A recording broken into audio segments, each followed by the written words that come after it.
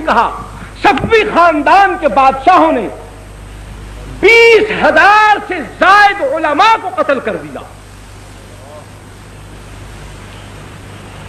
صرف علماء کو قتل کیا۔ تو علماء کے قتل ہو جانے کے بعد نہ دین بتانے والا کوئی ہوگا، نہ سمجھانے والا کوئی ہوگا، تو پھر جو ہم کہیں گے وہ خود بخود لوگ قبول کرتے چلے جائیں۔ بیداری تو علماء پیدا کرتے ہیں، علم ان کے پاس ہوتا ہے، سمجھاتے وہ ہیں، پڑھاتے وہ ہیں۔ عقائد کی اصلاح ہو، اعمال کی اصلاح ہو، اخلاق کی اصلاح ہو، سیاسیات کا معاملہ ہو، اجتماعیات کا معاملہ ہو، جب بتانے والوں کو، سمجھانے والوں کو، سکھانے والوں کو، رہبری کرنے والوں کو، قیادت کرنے والوں کو، سیادت کرنے والوں کو، ان سب کو مٹا دیا گیا۔ جس طریقے سے پاکستان کے اندر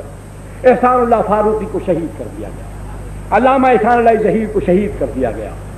فیض عالم صدیقی کو بھی قتل کر دیا گیا، مولانا سید منظور الحسن شاہ صاحب ہمدانی رحمۃ اللہ علیہ، خیر بٹانی والے، ان کو شہید کر دیا گیا، مولانا حق نواز شہید رحمۃ اللہ علیہ کو شہید کر دیا گیا، ایثار القاسمی کو شہید کر دیا گیا، عبدالصمد آزاد لیے والے کو شہید کر دیا گیا، مولوی محمد یوسف فیصل آبادی کو شہید کر دیا گیا۔ کتنے علماء شہید ہو چکے ہیں۔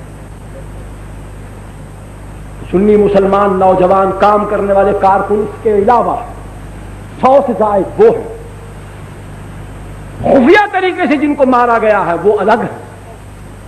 جب اسی طریقے سے اہل سنت والجماعت کا طرز عمل یہی ہوگا جو آج ہمارا ہے، تو بالکل وہی صفوی خاندان والا عمل پاکستان میں شروع ہو چکا ہے۔ یہ بھی اس بات کی نشاندہی کرتا ہے کہ سنی سن ہو چکا ہے، اس کے اندر غیرت دینی مر چکی ہے، اس پر پھٹکار پڑ گئی ہے کہ صحابہ کے پر لعنت بھیجنے والے مردود ملعون لوگوں کے ساتھ تعلقات کی وجہ سے خدا نے اس کا ایمان سلب کر دیا، اس سے غیرت دینی چھین لی ہے۔